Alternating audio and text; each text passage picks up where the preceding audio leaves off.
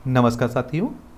आज की इस क्लास में हम लोग काशी विश्वनाथ मंदिर और ज्ञानवापी मस्जिद विवाद के बारे में विस्तार से बात करेंगे और देखेंगे कि आखिर ये विवाद है क्या और ये कब से विवाद शुरू हुआ है और इसमें राजनीतिक मुद्दा कितना है, उस पर भी हम लोग बात करेंगे।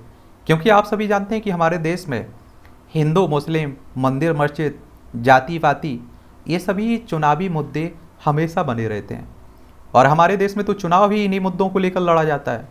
पहले आपने देखा है कि राम मंदिर को लेकर एक लंबे समय तक राजनीति होती रही है। जैसे ही राम मंदिर का मसला सॉल्व हुआ, यानी कि समाधान हुआ, उसका सुप्रीम कोर्ट ने उस पर फैसला दिया। उसके बाद आपने देखा होगा मथुरा कृष्ण जन्मभूमि को लेकर और जो ज्ञानवापी मस्जिद विवाद हो काशी विश्वनाथ मंदिर को लेकर अब चुनावी मुद्दा बनना शुरू हो गया है। तो ये हकीकत कितना है ये आप लोगों को मालूम चल जाएगा। आपकी स्क्रीन पर एक फ़ोटो भी आप लोग देख रहे होंगे। एक बार आप लोग बनारस को देख लीजिए जहाँ का ये मुद्दा है। आप सभी जानते हैं कि उत्तर प्रदेश, ये हमारा प्यारा भारत है, इसमें आप लोग उत्तर प्रदेश देखेंगे और उत्तर प्रदेश राजनीति की दृष्टि से काफ़ी महत्वपूर्ण है। राजनीति की दृष्टि से काफ़ी महत्वपूर्ण है और उत्तर प्रदेश की राजधानी लखनऊ है। ये आपको बनारस देखने को मिलेगा। हमारे प्रधानमंत्री मोदी साहब जो वर्तमान में हैं, ये बनारस इनका संसदीय क्षेत्र है, यहीं से लोकसभा चुनाव लड़ते हैं ये। और आपको मालूम होगा कि उत्तर प्रदेश राजनीति की दृष्टि से इसलिए खास हो जाता है कि यहाँ विधानसभा में 403 सीटें देखने को मिलेगी, विधान परिषद में 100 सीटें हैं, लोकसभा में 80 सीटें हैं, राज्यसभा में 11 सीटें हैं। कितना है? 31 सीटें हैं, ना कि 11। ये आप लोग ज़रूर याद रखिएगा। अगर आप लोग किसी एग्जाम की तैयारी कर रहे होंगे तो इन सीटों से भी क्वेश्चंस कई बार पूछ लेता है। और आप देखते होंगे कि सभी राजनीतिक पार्टियां हो फिर चाहे राजनेता हों, सबकी निगाहें उत्तर प्रदेश पर बनी रहती हैं। और ऐसा कई बार कहा जाता है कि जो दिल्ली की गद्दी है ना, इसका रास्ता लखनऊ से होकर जाता है। कहाँ से? लखनऊ से होकर जाता है। अब बात करते हैं हम लोग ज्ञानवापी मस्जिद विवाद की। तो आप सभी जानते हैं कि राम जन्मभूमि आंदोलन के साथ ही उठती रही है काशी मथुरा की भी मांग। 90 के दशक में जब राम जन्मभूमि को लेकर आंदोलन हो रहा था, उसी दौरान आपने देखा होगा कि काशी मथुरा को लेकर भी नारे लगते थे और जाहिर कि इस मुद्दे को लेकर हिंदूवादी संगठन अयोध्या के राम जन्मभूमि आंदोलन के साथ ही आवाज़ उठाते रहे हैं। उनका दावा है कि स्वयंभू शिवलिंग के ऊपर मस्जिद का निर्माण हुआ है और उनकी मांग मस्जिद हटाकर वो हिस्सा मंदिर को सौंपे जाने की है। और आप देखेंगे कई राजनीतिक पार्टियां हों, फिर चाहे आपकी इस तरह की हिंदू संगठन हो, ये हमेशा आप देखिए कहते आए हैं कि यहाँ पहले मंदिर था। और आप देखेंगे औरंगजेब का नाम आप लोगों ने इतिहास में ज़रूर पढ़ा होगा और ये हकीकत भी है। कड़वी सच्चाई हो सकता है कई लोगों को लगे, लेकिन जो औरंगजेब था इसने कई मंदिरों को तोड़कर आप देखेंगे मस्जिदों का निर्माण करवाया था। ये हकीकत बात है। अब ज्ञानवापी मस्जिद विवाद में ऐसा है या नहीं है, ये आने वाला वक्त ही बताएगा। जब यहाँ जांच पड़ताल होगी उसी के बाद कहा जा सकता है। लेकिन अगर आप लोग औरंगजेब का इतिहास पढ़ेंगे तो आप लोगों को उसकी कट्टरता का वहाँ वर्णन देखने को मिलेगा। उसके बारे में मालूम चलेगा कि वो हिंदुओं के प्रति कितना कट्टर था।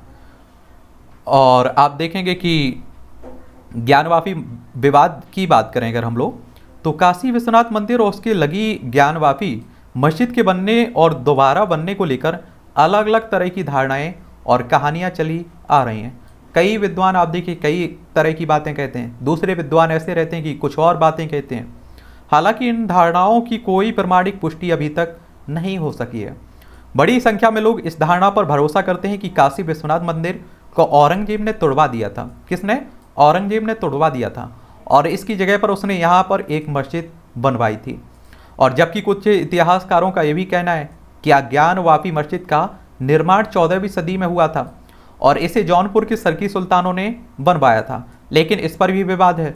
कई इतिहासकार इनका खंडन भी करते हैं और उनके मुताबिक सरकी सुल्तानों द्वारा कराए गए निर्माण के कोई साक्ष्य नहीं मिलते हैं और ना ही उनके समय में मंदिर के तोड़े जाने के साक्ष्य मिलते हैं। दूसरी तरफ काशी विश्वनाथ मंदिर के निर्माण का श्रेय राजा टोडरमल को दिया जाता है और ये अकबर के समय की बात हो रही है। कहा जाता है कि राजा टोडरमल ने ही 1585 में, कब? 1585 में दक्षिण भारत के विद्वान नारायण भट्ट की मदद से इस मंदिर का निर्माण करवाया था। ज्ञान वापी मस्जिद के निर्माण के बारे में कुछ लोग यह भी कहते हैं कि अकबर के ज़माने में नए मजहब दीन इलाही के तहत मंदिर और मस्जिद दोनों का निर्माण कराया गया था। क्योंकि आप सभी जानते हैं कि जो अकबर था, मुगल शासक जो अकबर था, ये हिंदुओं को भी आप देखिए कि बराबर का एक तरह से हक देता था, उनके साथ बराबर का व्यवहार करता था। तो इसने एक मजहब, नया मस्जिद दीन इलाही चलाया था। तो आप ऐसा माना जाता है कि उस समय मंदिर और मस्जिद बराबर बनाए गए थे, निर्माण करवाया गया था। और ज़्यादातर लोग यह भी मानते हैं कि औरंगजेब ने मंदिर को तोड़वा दिया और मस्जिद को ज्यों को त्यों बनाए रखा। लेकिन मस्जिद अकबर के ज़माने में दीन इलाही के तहत बनाई गई या औरंगजेब के ज़माने में, इसको लेकर जानकारों में मतभेद है। इसको लेकर भी आप देखिए मतभेद बना हुआ है। अंजुमन इंतजामिया मसाजिद के पदाधिकारी किसी प्राचीन कुएं और उसमें शिवलिंग होने की धारणा को ही भी नकारते हैं। उनका कहना है कि वहाँ ऐसा कुछ भी नहीं है। ये तो रहा है आप देखिए कि औरंगजेब और अकबर और टोडरमल को लेकर आप देखिए विवाद मंदिर मस्जिद का। लेकिन देश में ये कब पहली बार उभरा? आप देखेंगे 1984 की बात है। कब की बात है? 1984 में देश भर के 500 से ज़्यादा संत दिल्ली में जुटे और धर्म संसद की शुरुआत की इन्होंने। और इस धर्म संसद में कहा गया कि हिंदू पक्ष अयोध्या, काशी और मथुरा में अपने धर्म स्थलों पर दावा करना शुरू कर दें। अयोध्या में राम जन्मभूमि का विवाद था, तो मथुरा में आप देखेंगे श्री कृष्ण जन्मभूमि को लेकर विवाद है। वहीं स्कंद पुराण में उल्लिखित 12 ज्योतिर्लिंगों में से काशी विश्वनाथ मंदिर को सबसे अहम माना जाता है। और अयोध्या पर हिंदू पक्ष का दावा तो आज़ादी से पहले ही चल रहा था। और आप देखेंगे कि अयोध्या का मामला कोर्ट में पहले से ही था। लिहाजा हिंदू संगठनों की नज़रें दो मस्जिदों पर टिकी गई। एक मथुरा की शाही ईदगाह मस्जिद थी और दूसरी थी काशी की ज्ञानवापी मस्जिद। कहा जाता है कि अयोध्या तो बस झांकी है, काशी मथुरा बाकी है का नारा भी इसके बाद ही चला है। और आप लोगों ने पिछले जो विधानसभा चुनाव हुए हैं ना हाल ही में उत्तर प्रदेश में, इसमें भी इस नारे को आप लोगों ने जरूर सुना होगा। कई नेताओं ने इस नारे का उल्लेख किया था।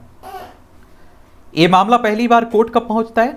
साल 1991 में पुजारियों के समूह ने बनारस की कोर्ट में याचिका दायर की थी और जिन्होंने ज्ञानवापी मस्जिद क्षेत्र में पूजा करने की अनुमति मांगी थी।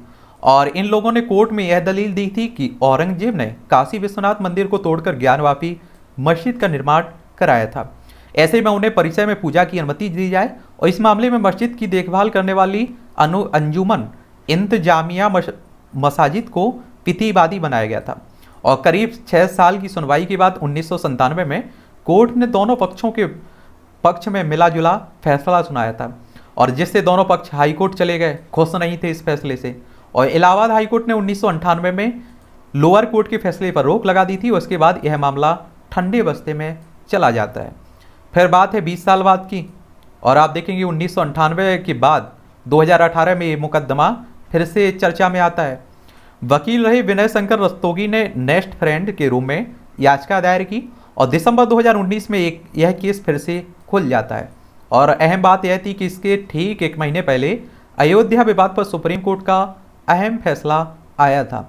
और रस्तोगी की याचिका पर अप्रैल 2022 में कोर्ट ने ज्ञानवापी मस्जिद का जो परिसर है उसका पुरातात्विक सर्वेक्षण करने का निर्देश दिया, और इसी आधार पर अब परिसर का सर्वेक्षण किया जाएगा। और क्या अयोध्या की तरह सुलझ सकता है ये विवाद?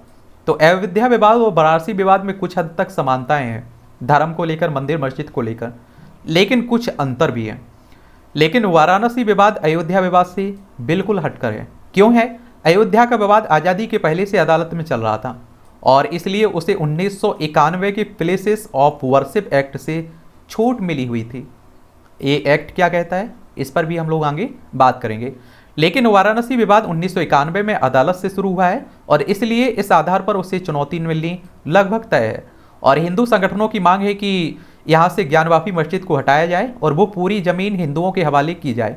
इस मामले में हिंदू पक्ष की दलील है कि ये मस्जिद मंदिर के अवशेष पर बनी है, इसलिए 1991 का कानून इस पर लागू नहीं होता है। तो वहीं मुस्लिमों का कहना है कि यहाँ पर आज़ादी से पहले से नमाज पढ़ी जा रही है, इसलिए इस पर 1991 के कानून के तहत कोई फैसला करने की मनाही है। आपके मन में ये भी आ रहा होगा कि ये प्लेसेस ऑफ वर्शिप एक्ट क्या है। आप सभी जानते हैं कि जब राम मंदिर को लेकर आंदोलन चल रहा था तो जो हमारे देश के बुद्धिजीवी थे, जो भी बुद्धिजीवी उस समय के थे, उनकी ये चिंता थी कि आज आप देखिए कि राम मंदिर का मुद्दा उठ रहा है, आगे चलकर किसी और जगह का मुद्दा उठने लगेगा, आगे चलकर किसी और जगह का मुद्दा उठने लगेगा और देश में अशांति बनी रहेगी। तो इसी को लेकर आप देखिए कि उस समय एक कानून बनाया जाता है और उस कानून का नाम प्लेसेस ऑफ वर्शिप एक्ट रखा गया है। ये क्या कहता है, 1991 में केंद्र में पीवी नरसिम्हा राव की सरकार थी, उनकी सरकार ने एक कानून लाया गया और एक कानून कहता है कि 15 अगस्त 1947 से पहले जो धार्मिक स्थल जिस रूप में था वो उसी रूप में रहेगा, केवल किसी उसके साथ छेड़छाड़ या बदलाव नहीं किया जा सकेगा।